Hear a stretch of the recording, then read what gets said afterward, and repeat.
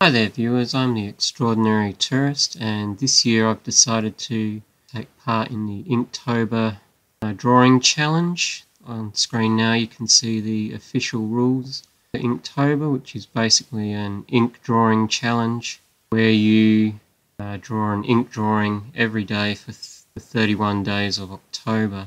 I'm actually going to be participating using digital inks, which I know some people say aren't in the spirit of Inktober, but I'm already fairly proficient at doing ink on paper, and I actually want to improve my skills inking digitally, so that's why I'm going that route. And just to appease some of those people who feel that digital inking is a lot easier than ink on paper, which I can assure you it isn't, I've created some rules for myself to sort of make my digital inking as much as possible like traditional inking. So as you can see in my rules on the screen here, I've given myself the key rule of not being allowed to use the undo keys. I am allowing myself to do a pencil sketch using the pencil tool, and I'm actually going to be using Clip Studio Paint.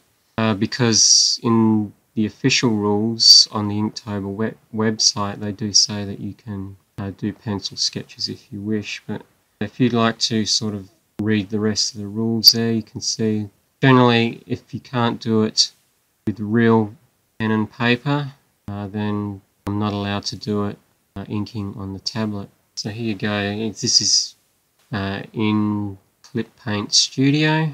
Clip Studio Paint, I can never remember which order. Clip Studio Paint EX that I'm using. And I just decided for this first challenge I'd try drawing a dragon, because up on the wall next to where I'm sitting there's a picture of another dragon that I drew many years ago. So I've always said, like, if you can't think of anything to draw, just draw a dragon, because it's a good way to get the imagination going. Most people know what a dragon looks like, but within that there are sort of many variations, so you can sort of come up with any number of fairly unique looking dragons.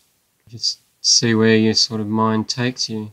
But as I said, I'm doing this to try and improve my digital inking, because I find that my hand with digital inking is not as steady and not as confident as when I'm inking on actual physical paper with like Artline pens and stuff, which is what I normally would ink in. The graphics tablet I'm using is a Pablo Coast 22 pen display tablet.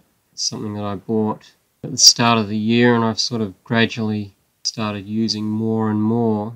I tend to, when I'm doing inking, Clip Studio Paint allows you to draw in vectors. So what I do when I'm inking is I ink really roughly in vectors, so that it really doesn't matter if the lines are completely inaccurate and not done carefully at all, because I can actually go back, smooth them out and move the points around and get them exactly where they need to be. So in actual fact I don't rely on the undo key all that much at all. I actually rely heavily on the fact that I can draw in vectors in Clip Studio Paint. But I want to get past that, because that's actually quite time consuming, sort of inking in lines and then going back through and having to adjust everything afterwards. What I want to be able to do is just draw the line, and that's the line I go with. Don't have to edit it, don't have to sort of erase or undo or adjust points and whatever. It'll save me a lot of time. So I figure doing a drawing a day for the next 31 days is a good way to really get that practice in, and that way this challenge will actually be useful to me much more than if I had have gone with traditional ink on paper. I believe there was apparently some controversy with people participating digitally, but saying it's not in the spirit of Inktober, and even the Inktober's creator said that participating digitally was actually, you were missing out on some of the points of what Inktober is, but I don't feel that I am. I should also point out that the official Inktober website actually suggests participating digitally too with some of the sponsor partners, so it's not entirely unheard of to participate digitally. Anyway, as you can see, this dragon is coming along. I've set up, just out for your interest, I've set up my file so that I've got 3 layers, with the first layer being the template that has the InkTober logo and frame around it. The second layer is my pencil sketch layer, and the third layer is my ink layer, and those are the only 3 layers I'm using. I realise like you can't use layers in the traditional medium, but a lot of artists doing traditional will do pencil sketches on a separate piece of paper and then lightbox the inking onto a new piece of paper, so I sort of feel that's an okay thing to do. I know that's something that I used to do when I was doing product illustrations and stuff.